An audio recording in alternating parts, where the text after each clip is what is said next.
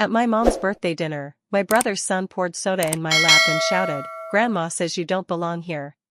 A few people at the table actually laughed. I calmly wiped off my clothes, forced a smile, and didn't say a word. That night, I removed my name from their loan. By the next morning, his car had been repossessed. At exactly 8 a.m., someone knocked on my door. I opened it, and saw. Okay, let me tell you a story. It's about how my family, the people who were supposed to love me unconditionally, pushed me so far that I had no choice but to burn it all down. And honestly, I don't regret a single ember. My mom's birthdays used to be a big deal, but over the years, they had slowly morphed into this weird, formal performance. It was basically a stage for my brother's 14-year-old son, Tyler, the golden grandson. He'd get more attention than the actual birthday cake. I usually just kept my head down, handed over my gift, made some polite small talk, and slipped out early. That was my routine. But this particular year, something felt off about the invitation from the start. My mom called, and she said, "I'd really love it if you'd come, Vicky. Tyler's been asking if you're going to be there." That one sentence, right there, should have been my flashing red light. It should have told me everything I needed to know. Tyler didn't ask about me. Not unless he had some angle, some master plan brewing in that scheming little head of his. The last time he asked about me, he wanted a new gaming chair. He showered me with compliments about my cooking, trying to charm me. 2 weeks later, I heard through my cousin's kid that he'd told one of his little friends I used to be a mom, but I failed. His exact words. When I told my brother, he just brushed it off with, "Oh, he's at that age where they test boundaries." So, no, I wasn't expecting kindness. But I still went. Because despite everything, I still showed up. I walked into my brother's house, and it was even louder than usual. Balloons everywhere, 2 store-bought cakes sitting on the counter. Tyler had already ripped through half a dozen gifts and was loudly bragging to some poor girl about how Grandma, my mom, was going to buy him a car the second he turned 16. My mom? She was just laughing, like he'd just delivered the funniest joke in the world. Nobody, and I mean nobody, even noticed when I walked in. I had to clear my throat and give an awkward little wave before someone finally pointed to a seat. My gift, the one I'd put thought into, just sat there on a pile. The delicate necklace I'd picked out for Mom stayed in its box all evening. She was too busy gushing to everyone about how Tyler's teacher said he was gifted.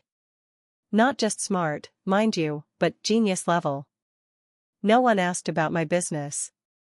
No one mentioned the fundraiser I'd hosted just 2 weeks earlier. I was just a placeholder, a prop. Someone they could point at and subtly remind themselves how much better they were. I ended up squeezed between 2 strangers. One had a beer in each hand, the other actually took my fork when hers fell. I didn't even say anything. I just let it go. I had been letting it go for years. Then came the moment that changed everything. The moment the fuse was lit. Tyler stood up. He had a full cup of soda, and he walked over to me like it was the most casual thing in the world. He stared right into my face, his eyes glinting, and said, "Grandma says, you don't belong here." And then he poured the entire cup of sticky, ice-cold soda right into my lap. I just sat there, soaked. The sugar already starting to make my thighs feel gross and sticky. And they laughed.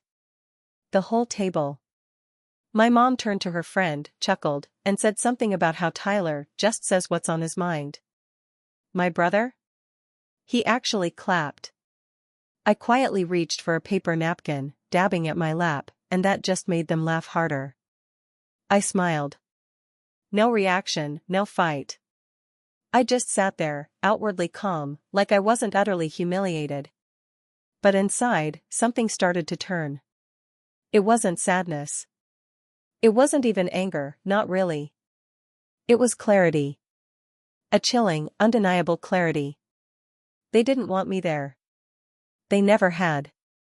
And now, they had finally made that crystal clear enough for even me to stop pretending. I waited 5 more minutes. I excused myself as if nothing had happened, walked out, got into my car, and drove straight home. The second I walked in the door, I opened my laptop. My brother, Mike, had been relying on a family business loan for over a year. He begged me to co-sign, and my mom had guilt-tripped him, and I was still in a haze of grief at the time. My name was on everything. I had power I'd never used. Until that night. I withdrew my name. I froze the account. He wouldn't find out until the bank called in the morning. And when he did? The car parked in front of their house, the one they'd bought just 3 months earlier, was towed by 7:45 a.m. At 8 a.m., there was a frantic knock at my door. I opened it to see Mike standing there, wearing that same mix of fake concern and genuine panic I'd seen on his face during every single screw-up of his adult life. Except this time, there was no mom to cover for him. No dad to write the check. And no me to pretend it was all going to be fine. He looked wrecked. He didn't even wait for an invite inside. "You need to fix this," he blurted out. No good morning. No mention of the soda Tyler dumped in my lap. Not a hint that the entire table had laughed at me like I was some sideshow. He shoved a stack of papers at me. "The loan's frozen. They said the cosigner pulled out. They said if I don't replace you, we're in breach." I just leaned against the doorframe, silent. He kept going, like he was reading a script. "The shop's not going to make rent next month. The credit cards are already overdrawn. I've got payroll to meet. We've got mom's insurance coming up, and Tyler's football fees are due next week."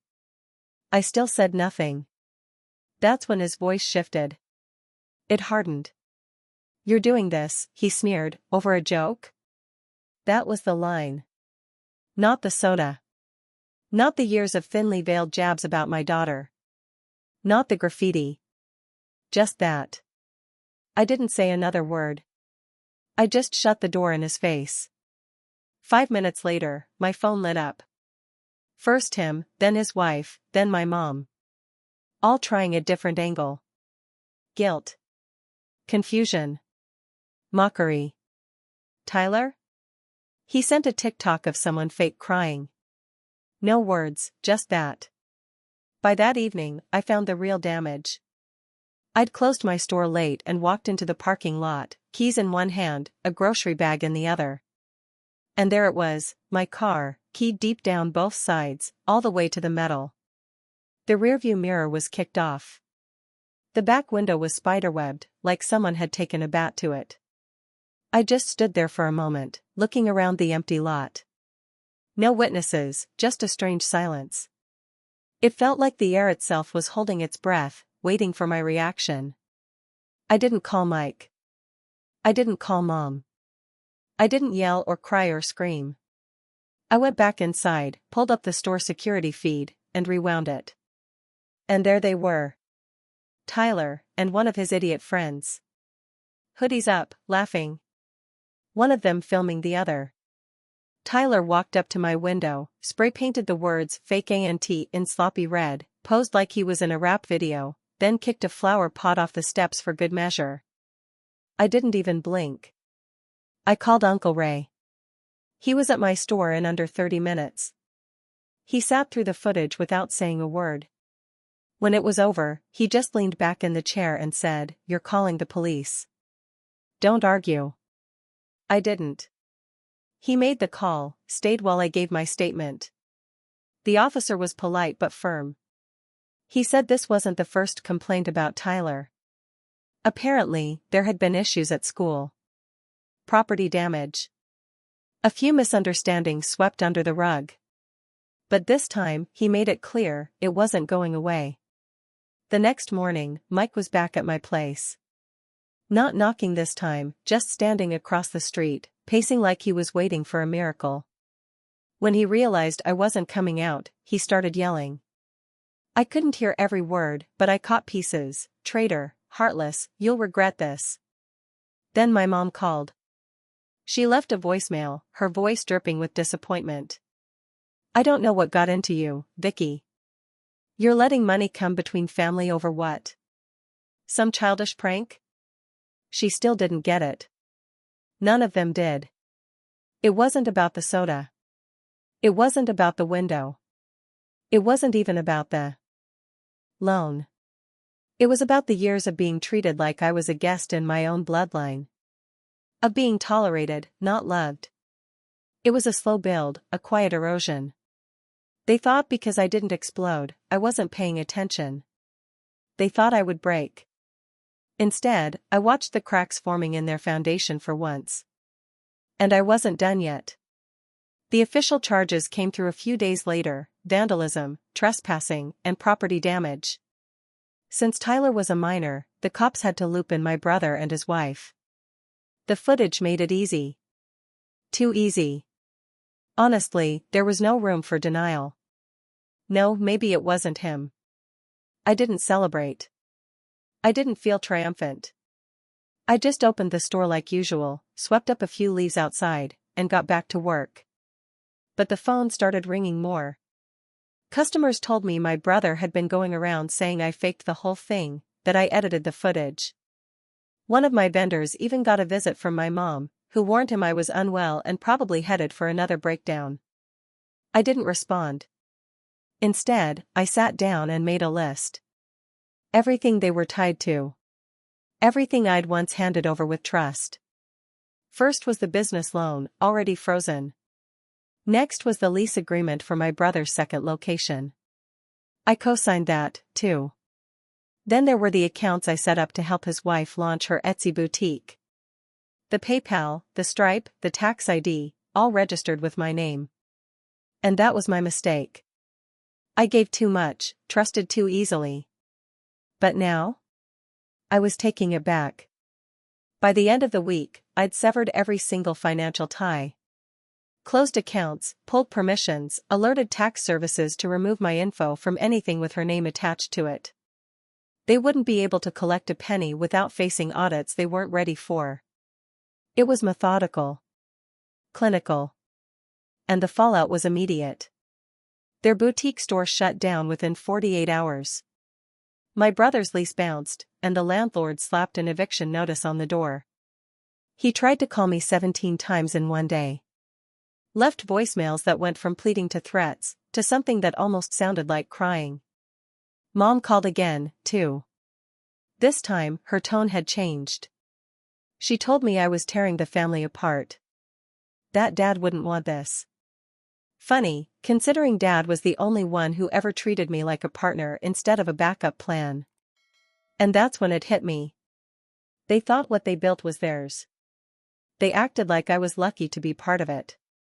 But the truth was, it had all been mine from the start. My effort. My name. My backing. My risk.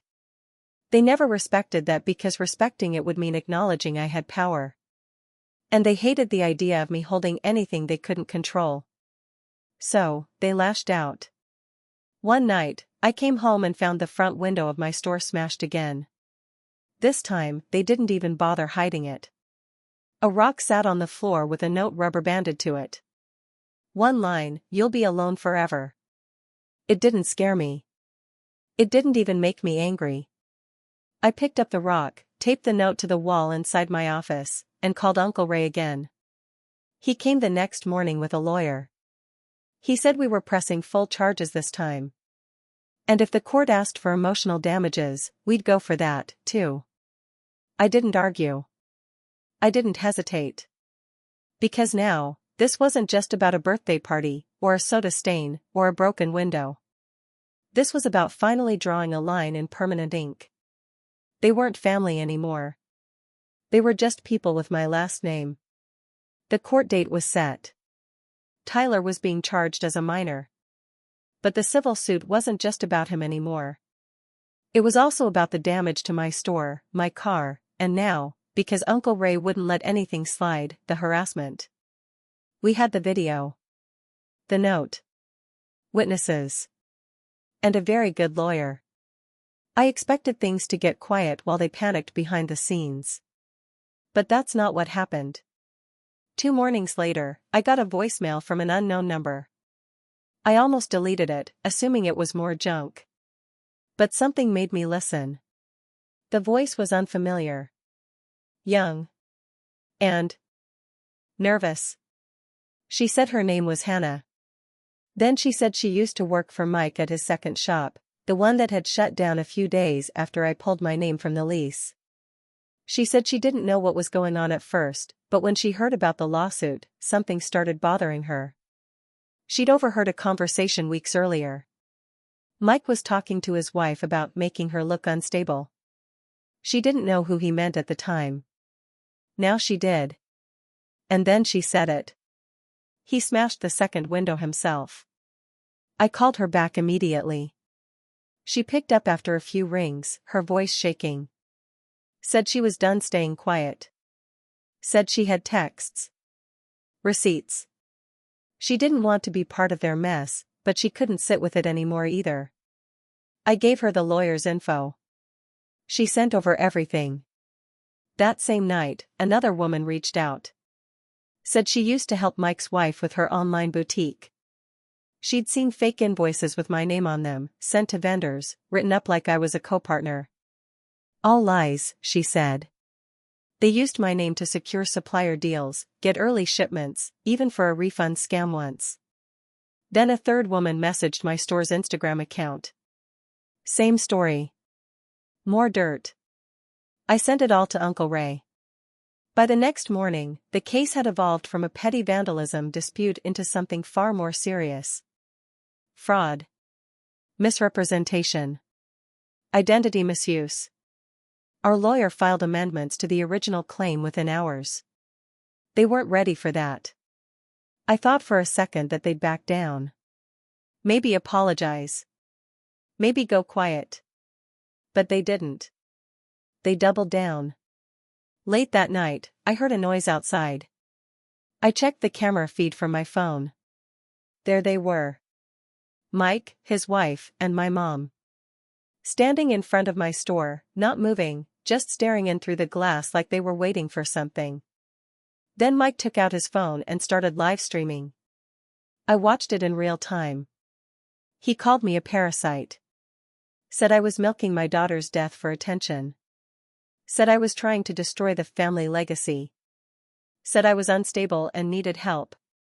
All while my mother stood silently behind him, her arms crossed, not saying a word, not stopping him.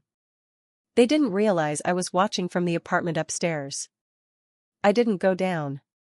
I didn't yell or confront them.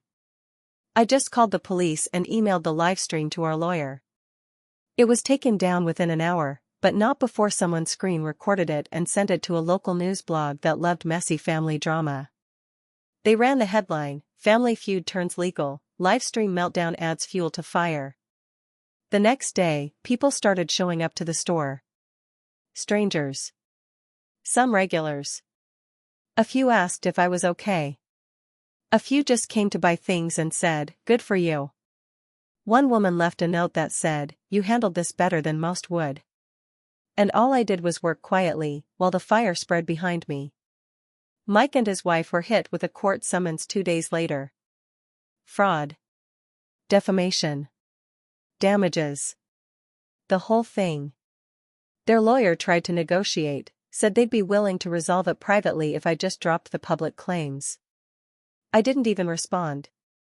I let my lawyer handle it. Because what they never understood was that this wasn't revenge. This wasn't payback. This was survival. And they were the ones who lit the match. Court was set for a Thursday morning. I barely slept the night before. Not because I was nervous, but because I just wanted it over. I wanted it settled. I wanted to walk in with the truth and leave with my life fully severed from theirs. I got there early. Uncle Ray was already waiting out front, sipping coffee like we were just heading to a hardware store. Calm. Focused. He didn't say much, just handed me a copy of the paperwork the lawyer had filed the night before. The final amendment, with all the exhibits attached. 7 in total. When Mike walked in, he looked rough. Tie crooked, red under his eyes. His wife was behind him, whispering something and checking her phone like she was trying to distract herself. They sat 2 rows ahead of us. Neither of them looked back. My mom wasn't there. I later found out she told the neighbors she was too heartbroken to attend. But someone forwarded me a photo of her that same morning, sitting on a patio at her favorite brunch spot, laughing with one of her church friends. The judge was professional and efficient. Our lawyer laid everything out. The video footage of Tyler. The live stream Mike posted. The signed invoices his wife had created with my name on them. And then came the witness statements. 3 former employees. 2 vendors. And Hannah, the girl who had the receipts of Mike planning the second act of vandalism himself. I watched Mike shrink further into his seat with each exhibit. And then our lawyer asked for restitution. Not just repair costs, but emotional damages, business interference, legal fees, the whole list. Their lawyer tried to argue it was excessive, that this was a private family dispute that had gotten out of hand. But the judge didn't bite. She looked at the live stream transcript, flipped through the screenshots, and said something I'll never forget: "If this is how your family handles things privately, then I'm grateful it became public." We won every single claim. Mike and his wife were ordered to pay over $28,000 in damages. Tyler was sentenced to community service, mandatory counseling, and a formal apology, which he delivered later via email, clearly written by someone else. I didn't respond. But what happened after court was almost worse. A week later, I came home late to find the flower bed outside my apartment destroyed. My mailbox was bent in half, and someone had dumped old food all over the front door. No note. No signature. Just a mess. I didn't even blink. I cleaned it up. Installed another camera. Filed another report. The police took it seriously this time, because now there was a record. A few days after that, the same cousin who'd quietly kept in touch texted me. He said he'd been at a family gathering, a small one, mostly older relatives, and someone brought me up. My mom said I'd turned into a cold, bitter woman, that I was using grief to get ahead. Mike, he said, wasn't done fighting. I didn't respond to the text. I just screenshotted it, filed it away. But that was when I realized something that made me feel calm in a way I hadn't in years. They were unraveling. The more I built, the more they broke down. The store? Doing better than ever. I'd launched a new line of locally sourced products, partnered with a regional supplier. Sales had doubled in a month. We were expanding. My staff had grown.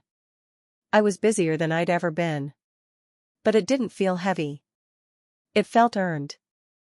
And I made sure the right people heard about it. Not everyone, just the cousins who were still decent. The ones who still called on birthdays.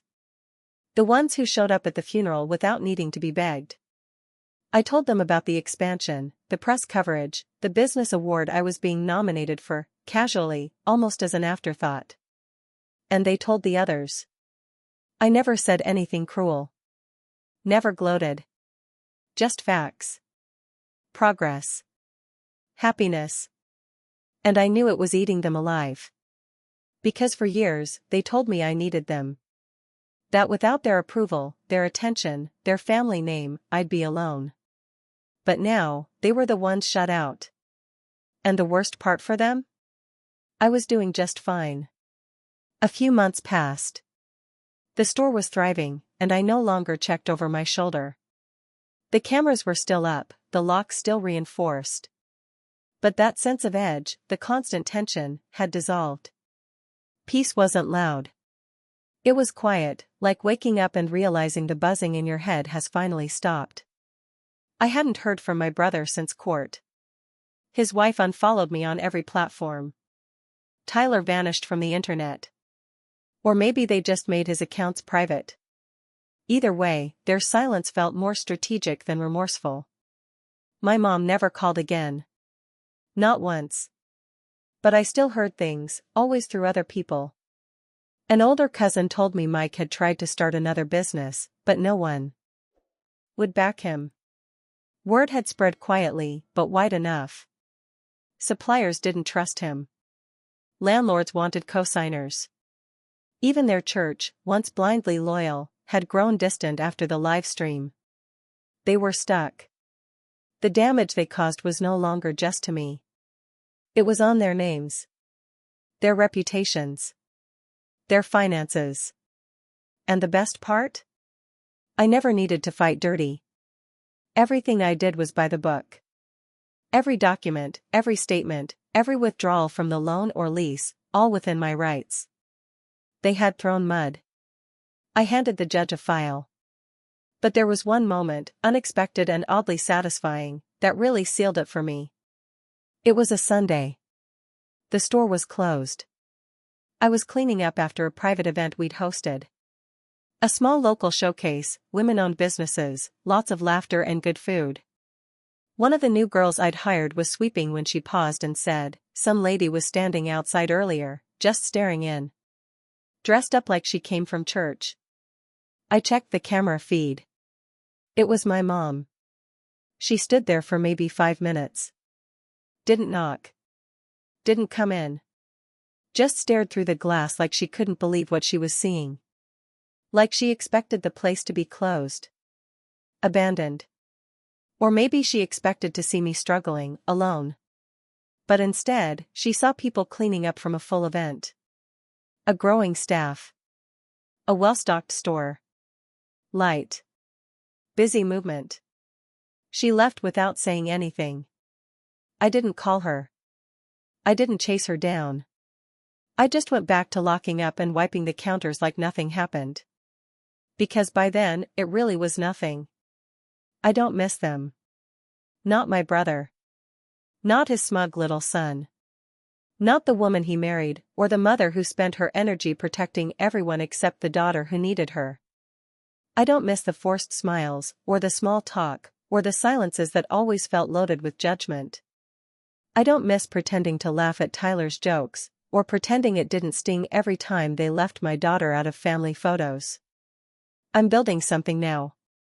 Something real. Not just a business, but a life where I'm respected. Safe. Heard. And yeah, sometimes, when something goes really well, when we hit a sales milestone, when a new product sells out, when someone tags the store on social media saying how beautiful the space is, I make sure a certain cousin knows. Not out of spite, just strategy. Because I know they'll tell them. And I know it drives them absolutely crazy. Maybe that's petty. Or maybe it's just what it looks like when the quiet one finally gets tired of being pushed around. Either way, I sleep just fine.